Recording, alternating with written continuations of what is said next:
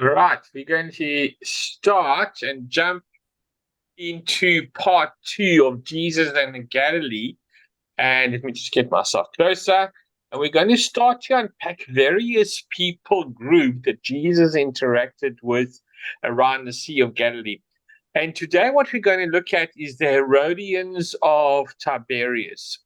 If you ever visited the land of Israel and have a chance to go and had a chance to go to Galilee, I hope that you get or you got the opportunity to go for a boat ride on the Sea of Galilee. Definitely, if you ever will go to Israel with me, I'm hoping. I'm still waiting for information from Israel and one of the tour directors to come back to me, but I'm hoping to do a tour next year, probably maybe March, April, but we'll see how things go. But anyway, if you've been to Israel or you're going to Israel, I hope you've been or had a chance to go on a boat ride of the Sea of Galilee. And it's not only the absolutely stunning view, but you literally get 360-degree perspective of the land where Jesus lived and carry out the bulk of his public ministry. And that's why it's so important for us to do this series, because he's done most of, as we said, about 90% of his ministry in and around the Sea of Galilee. And as you stand on the deck of the boat and you look around, you will see different cities, and many of which we're going to unpack over the course of the lectures.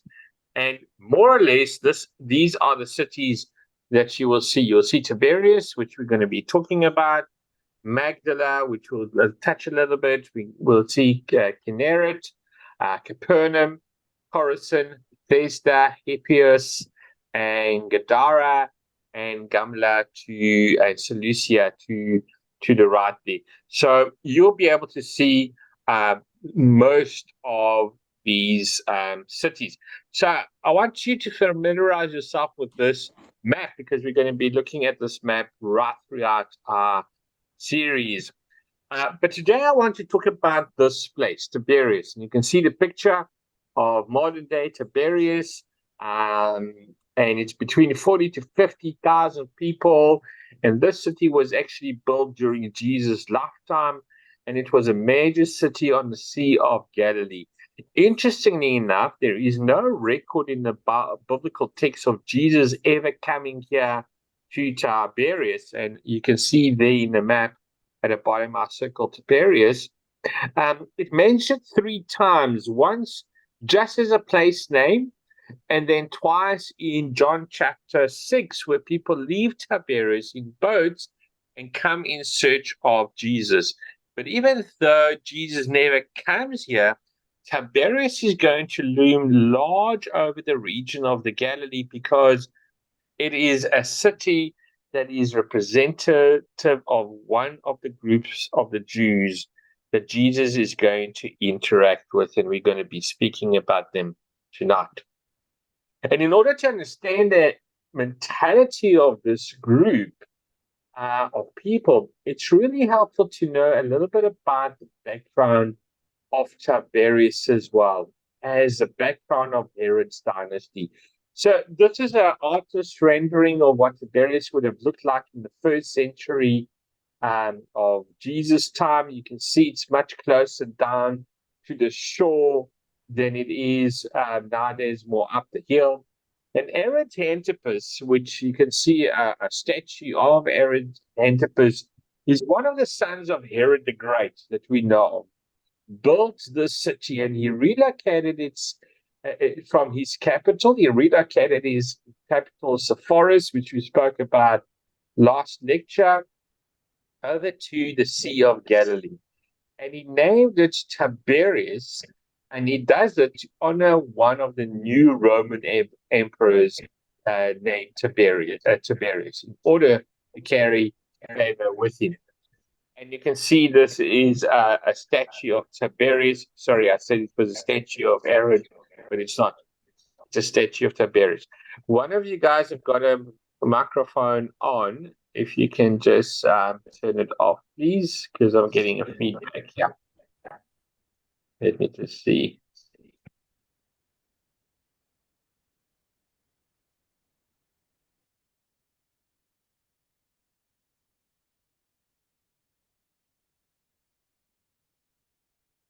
All right. I think all of you are muted now. Sorry, you just said when it's not muted, I get a terrible feedback.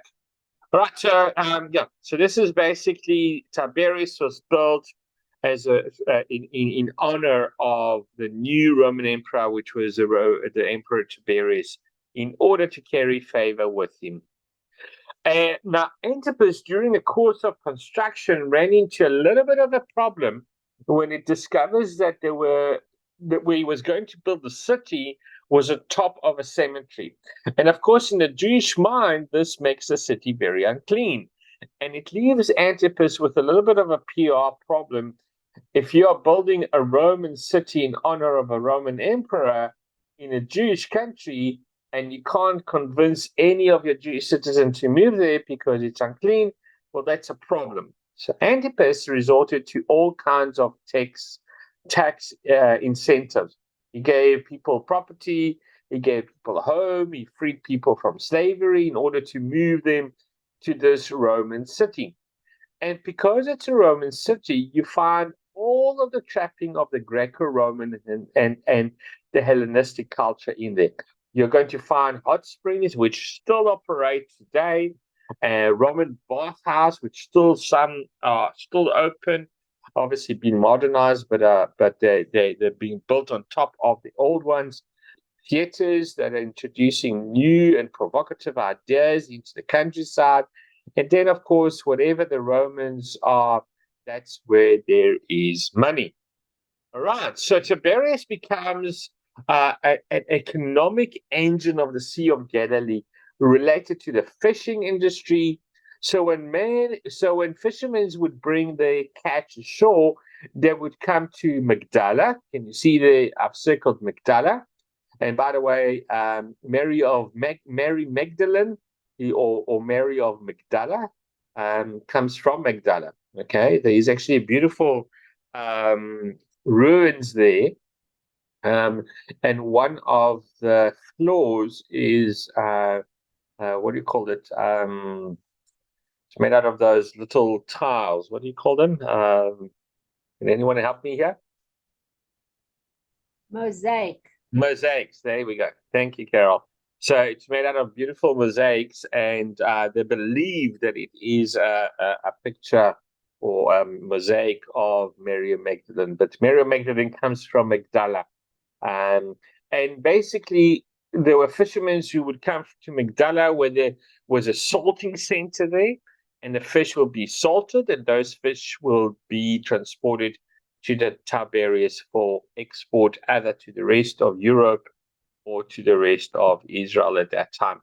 But here's the heart and soul of what you need to understand about Tiberias. Tiberias is a Roman city built with Roman money to honor a Roman emperor. And it is promoted, or it's sort of like trying to promote the Greek, Roman, Hellenistic value and culture. And as such, Tiberius is going to become representative of this group of people known as the Herodians. And for our purpose, we're just going to define the Herodians as people who support the pro-Roman Herodian regime. Now, we don't know if that was the official political party that people belonged to that time, or if this was a loose association of people who were in support of Herod's family. But one of the things that's interesting is that in 3 different places in the gospel, Jesus is going to interact with this group of people. And in every single one of these stories, it's a setting of conflict. There are opposition between Jesus and the Herodians. And another really interesting facet to the Herodian is that there seems to be a connection between them and the Sadducees. And I think that's why it's important for us to get to understand this group, the Herodians.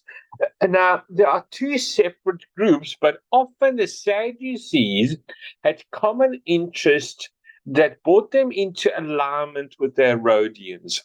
So we know that the Sadducees are a group of aristocrat Jewish families.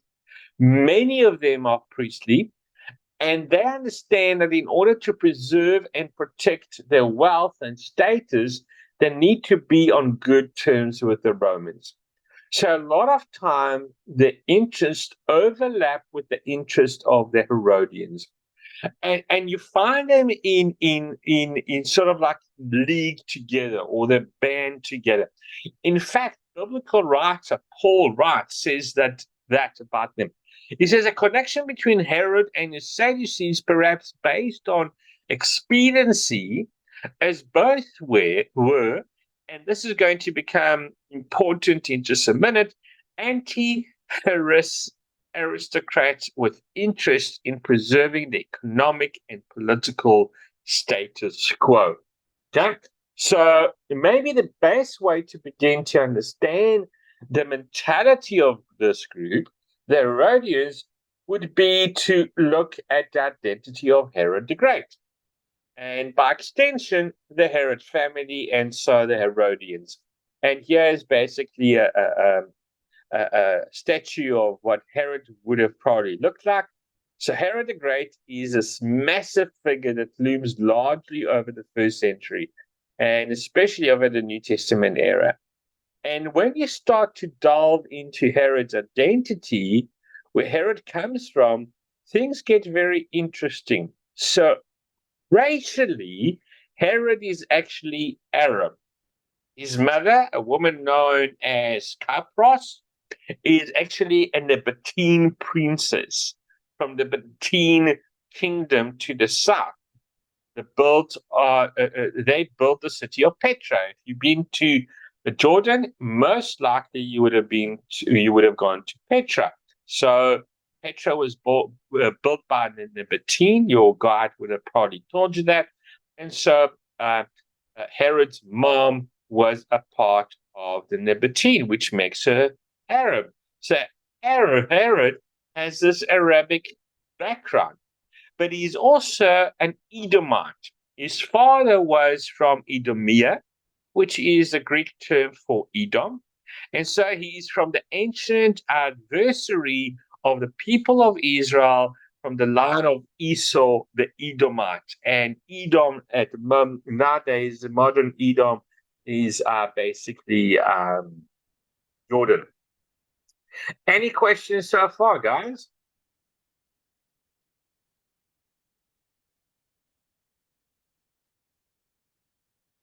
Anyone there? No question. It's very interesting to see how it all connects, Lachai. Okay. You've seen nothing yet. Let's carry on. Okay. So he's Arab, he's Edomite, but Herod is also Jewish. Well, sort of. Now, here's what I mean by that. When Herod's family was in Edomia, and the Maccabean kingdom won its independence from the Seleucid Empire, they began to push back into the land to the south in the region of Edomia. And when they came, they gave Herod's family a choice. You can either convert to Judaism or you can die. And of course, Herod's family decided to take this forced conversion to Judaism. So far, Herod is Arab, Edomite, and sort of Jewish. Let's carry on. And so he's Jewish, even though technically he's not Jewish at all. And so one of the pieces of propaganda that the Herod's family is going to have to contend with throughout the entire dynasty is, how can you be king of the Jews when you're just half a Jew? You're not even fully Jewish. So he's got this very complex identity. But Herod is actually Greek to the core.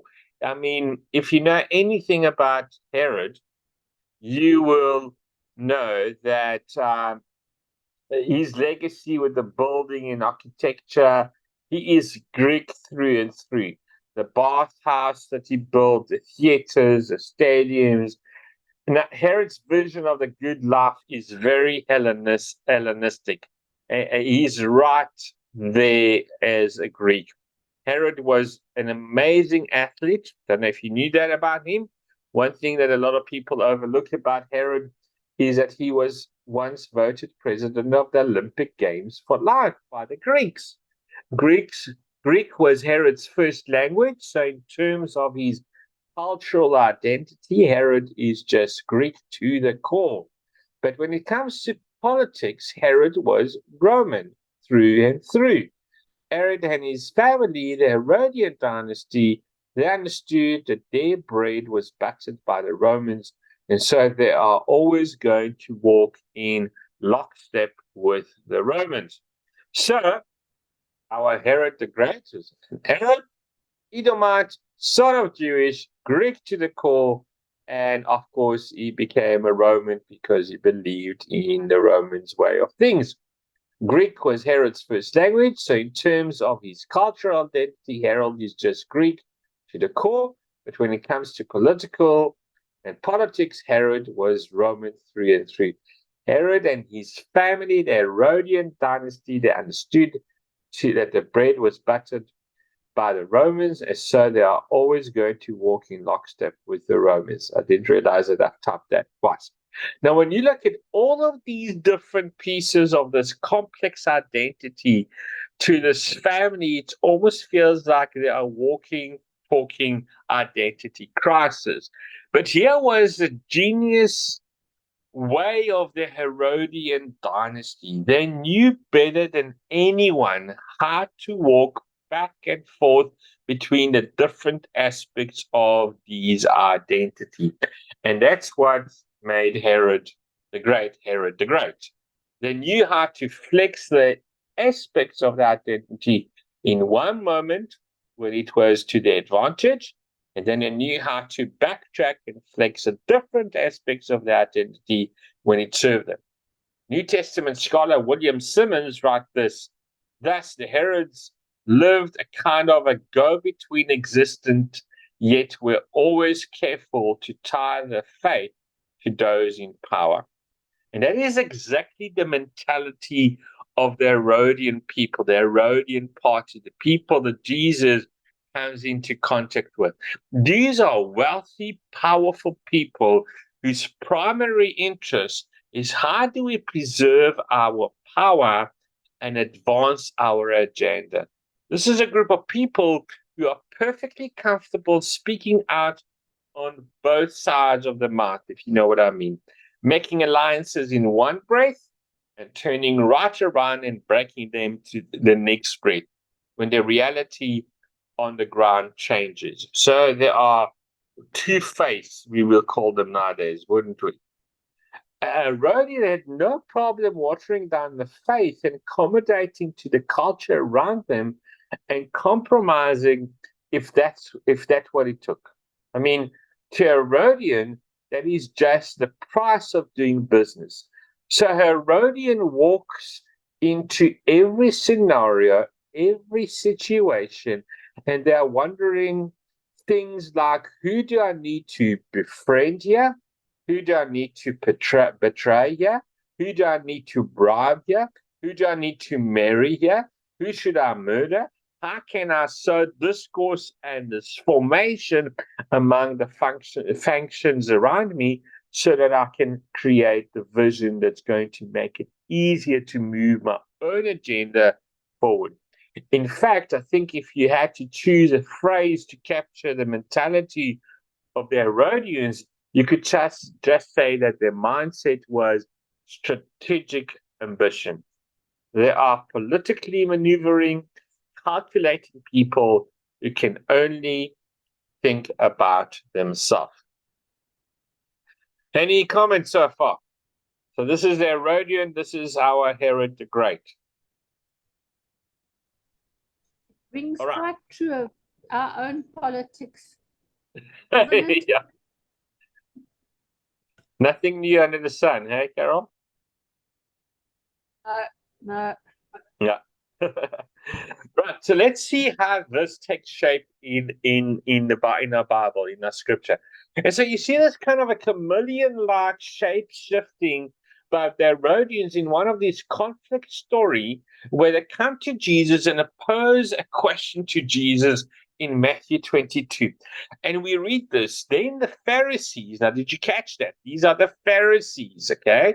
Went out and laid a trap, planned to lay a trap, trap him in his words. They sent the disciples to him along with the Herodians. Okay, so this is not a group of people that we spoke about. We know the mentality, we know what they're about.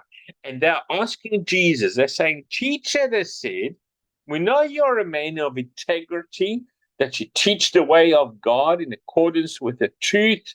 You aren't swayed by men because you pay no attention to our. So there's some flattery going on here. Can you see that politician kind of flattery, buttering you up by saying, well, we know that you're a good teacher. We know you're a man of integrity.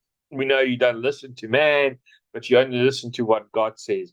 And so now they come in with the question, tell us, what is your opinion? Is it right to pay taxes to Caesar or not? So now let's start to pull apart some of what's happening in the story, bearing in mind what we know about the Herodians. So first we got the Herodians, and we already discovered that the Herodians are pro-Romans. They are pro-Herodian. In other words, they believe in Herod and where his authority. They also are anti-Pharisees, but for some reason they team up in the story with the Pharisees. And the Pharisees are anti-Roman. And so you just see this kind of a slimy, they're willing to make alliance with people they have nothing in common with in order to eliminate a common enemy in Jesus. Okay. Sounds like our politics at the moment. It doesn't matter. We're going to just align ourselves with people we wouldn't normally align, but we've got a common enemy, and nothing new under the sun. And here's the backstory. The Herodians feel threatened by Jesus because if Jesus upset things with Rome, that's going to be trouble for the economic reality, isn't it? The Pharisees feel threatened by Jesus because he has become so popular with the crowds and he has threat to their religious authority. And so they team up and ask this question about the tax, all right? And the question really behind the question, because it's not really the question that we're asking, but the question behind the question is, Jesus, do you support the resistance against Rome? And here's where it gets really interesting. Where and when they ask this question to Jesus is huge because they are asking it in the temple court during the last week of Jesus' life at Passover. Well, Passover is a celebration of the Jewish independence. It's when God acts decisively to liberate his people from the pagan oppressors. And here we are a couple of thousand years later, and the Jewish people once again are ruled by those pagan oppressors. So what happens is a Jewish heart at the Passover. There is this favor for God to do it again, all right? And you can see there's a picture of a model of Jerusalem, a temple. If you go to Jerusalem, right before you go into where the Dead Sea Scrolls are, is this beautiful model that few PhD students of archaeology have made of the time of the temple in King Solomon's time. So I want you to look at that, and I want you to look at the next thing. And the Roman governors of Judea understood that this Passover is so important. And so what they did is during Passover, they would bring troops from the coast of Caesarea and station them in the Antonia fortress. Now you can see they are circled where they believe that the fortress, the Antonia fortress was, and they will put the guards there, they will put some soldiers there, they will put troops there that will be able to look down. And they would also take soldiers and station them among the columns. And you can see there I've outlined for you in the picture where those columns, and there will be soldiers, Roman soldiers up there on the Antonia fortress and down inside a temple on the perimeters of the temple court in order to listen in on what was happening so that they could respond quickly if anything were to break, and if anything enticement of people were to break out in the temple court. Guys, we've got about 10 minutes. We should be able to finish in one session, but if not, then just remember that I can't log in straight away. So if we do get cut off before the end of the lecture, then remember, give it 10 minutes, go make yourself a cup of tea or something, and then come back. But we might not need to do that. But if we do, we've got session 2 as well to chat about it. All right. So any comments so far? So what I'm doing is I'm setting the stage so that they are in the temple court. The Pharisees are there, the Herodians are there, Jesus is there, the disciples are there, the followers, the crowd is there, and in that background, this setting, they're asking that question, and we'll look just now at the importance of that question. So, any questions from you guys so far? No, happy with that. You're happy, okay? Happy with that, Lachai. All right, great. So let's carry on. And so, what is at stake in this question about the text is not just about text that they are asking about, but what's called the censored text.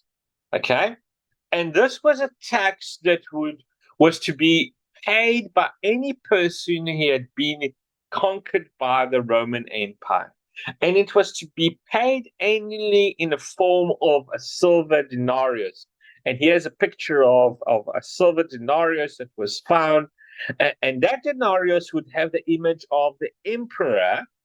And usually on it, it will have a message that said something to the effect of Caesar is Lord, or Kaiser Kyros, which is the Latin for Caesar is Lord. Okay?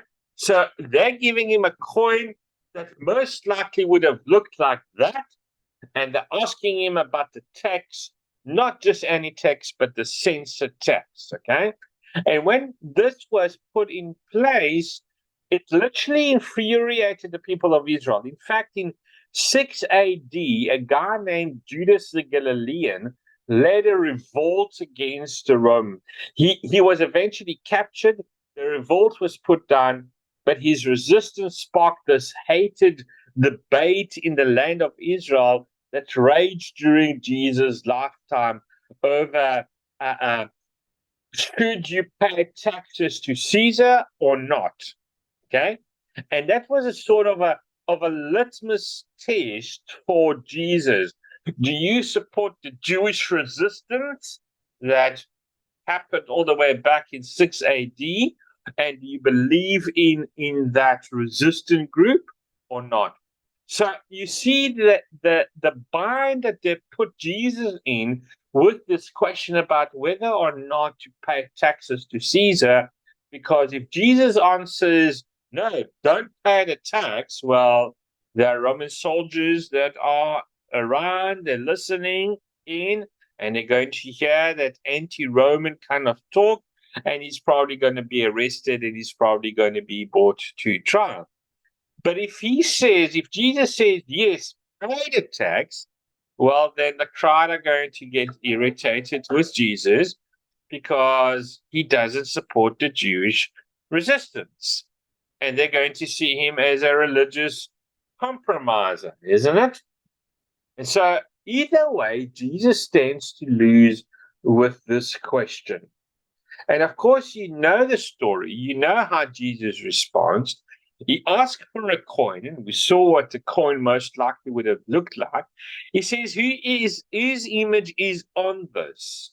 And he says, give to Caesar, which is the image of Caesar, what is Caesar's. And this, of course, makes the Herodian very happy because Caesar is given his due. But then Jesus says, and give to God what is God. And this is, of course, is going to make the crowd happy and the Pharisees happy because they understand that what Jesus is really saying is that Caesar isn't God, like the coin says. Okay? And his answer is just brilliant. Their jaws must have dropped and they walked away amazed. But what I want you to capture about this interaction between the Herodians and Jesus is that it put him into a dangerous conversation, isn't it? Okay?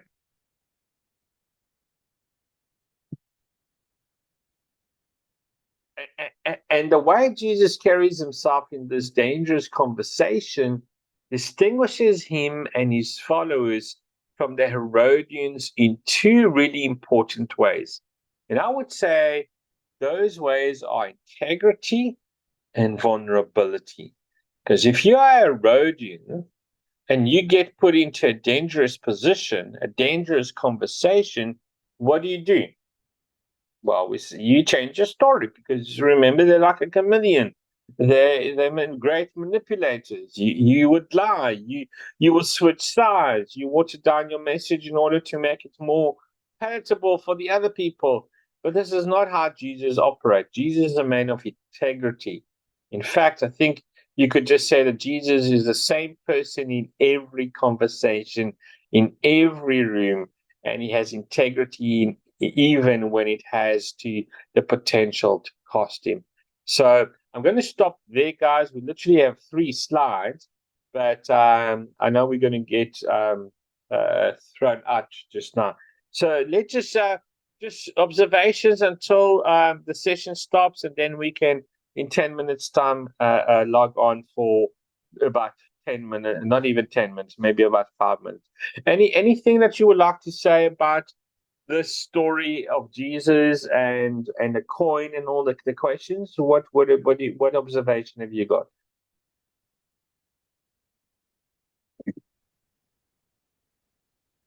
Well, it's pretty clear that Jesus was the master of conversation and debate.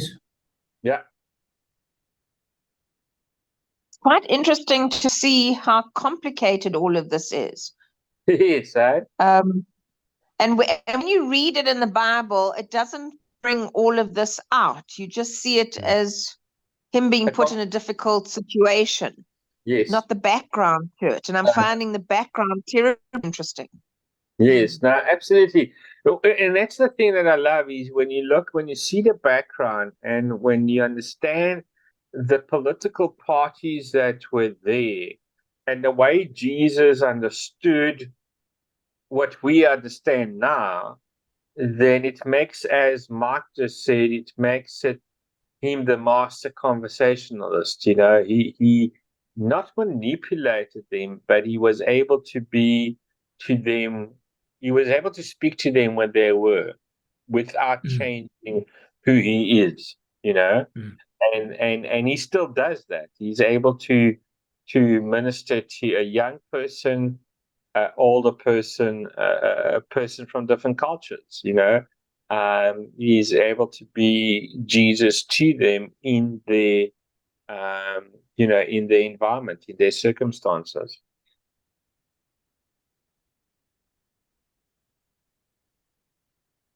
Anyone else? Okay, we're going to get kicked out just now, so just remember to give it 10 minutes, and then we can just finish it off. Literally, we've got 3 slides to go. All right, we'll see each other just now. Okay. Thank you. Thanks, Lafay. Okay, Bye. bye.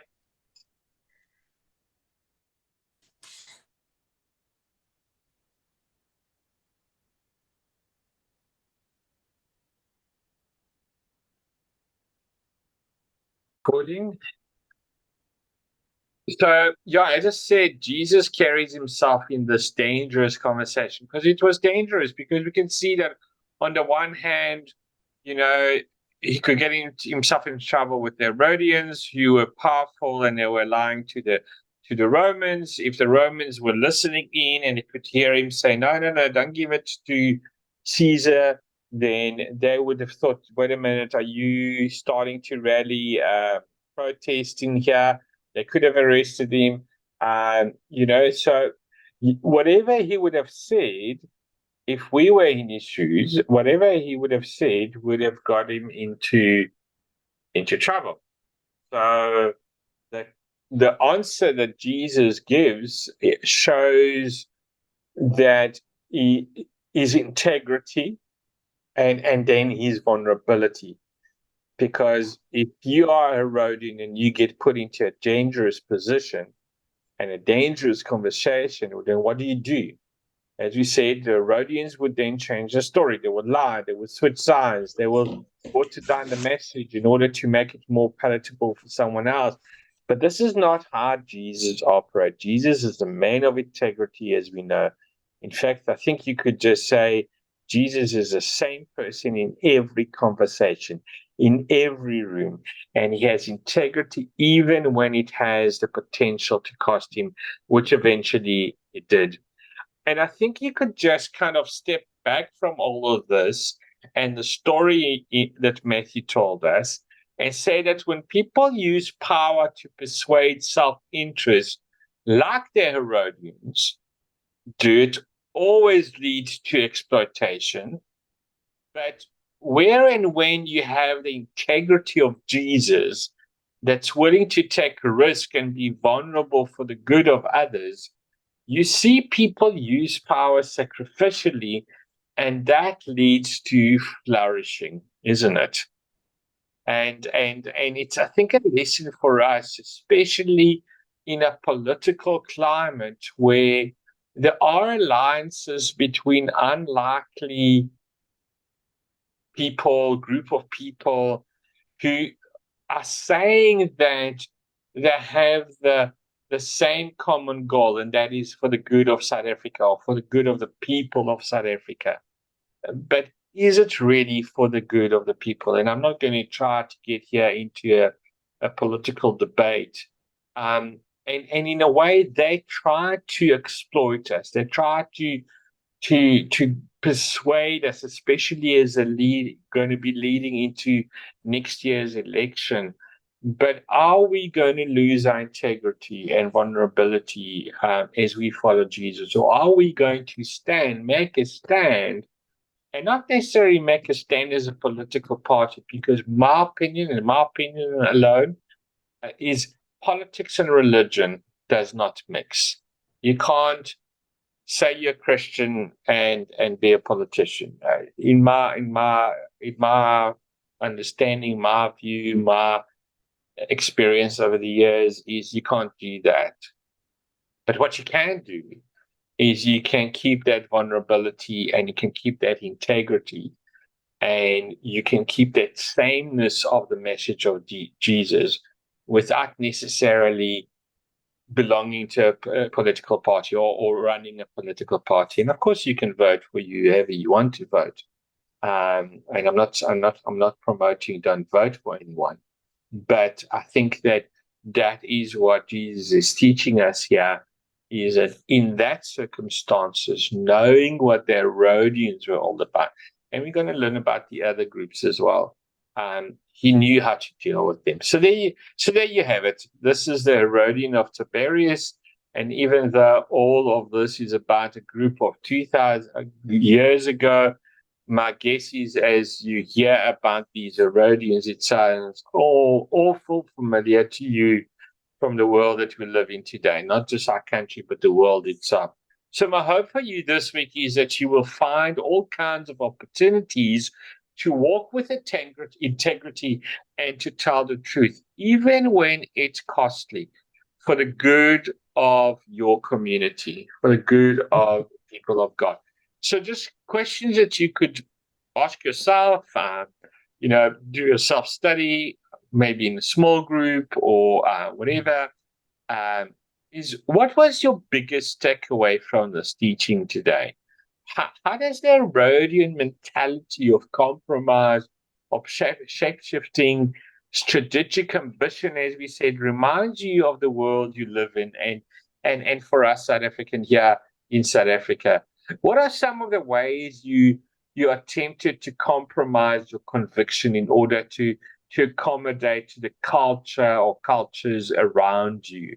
Okay, think specifically about consumer culture or family culture or work culture. Okay, where are you going to compromise? Because those cultures are the ones who influence us the most at the moment, isn't it?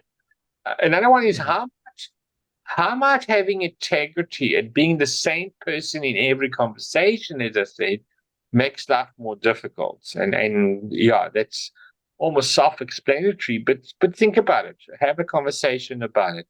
Can you think of a time in your life or the life of someone you know when you told the truth, even though it was costly to do so? Share that experience with your group if you want to, or talk a little bit about it, or just be reminded of it. How will you begin living out the truth of this teaching this week?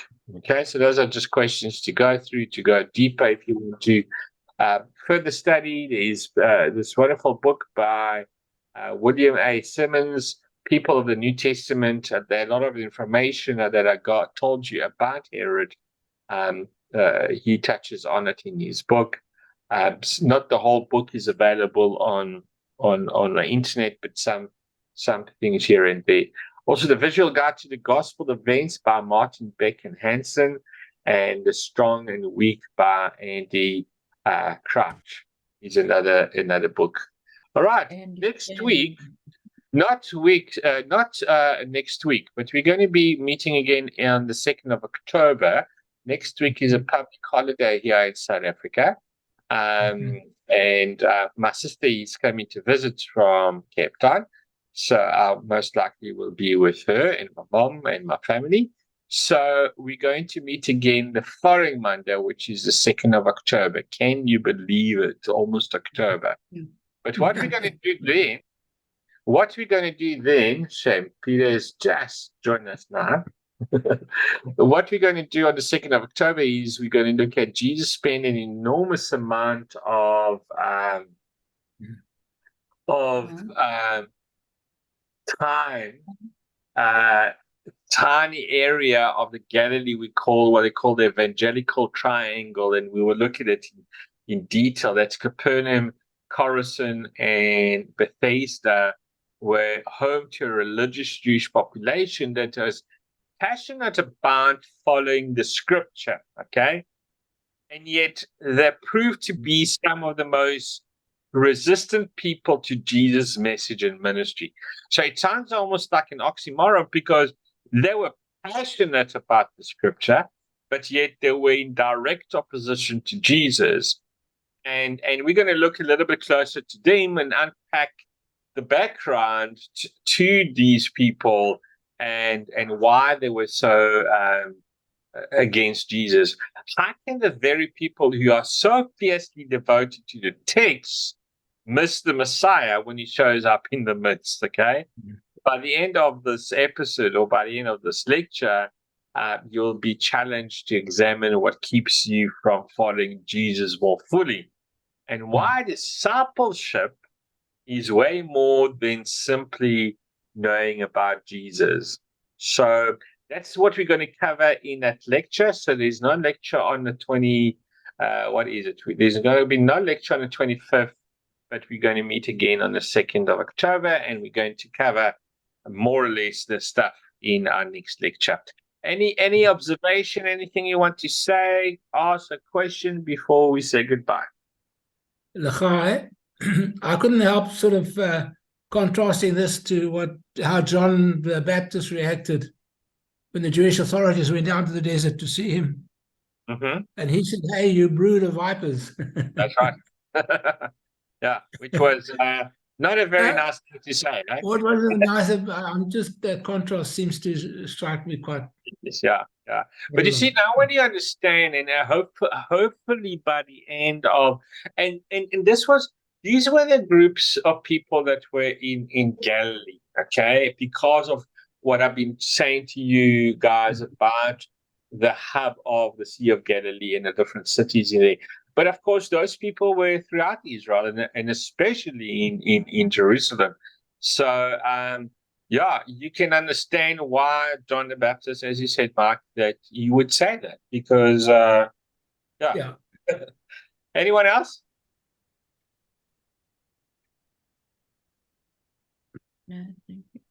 That was very interesting. Thank you, Lokai. Thank you, Lachai. All right, you're welcome. Carol, Go were have you a gonna nice cup of coffee now. Thank you very much. All right. Thanks, Lachai. Good Bye-bye. night. Good night. Bye. Go Thank well. you. Good night. Good night. Good night. Bye-bye. Wow.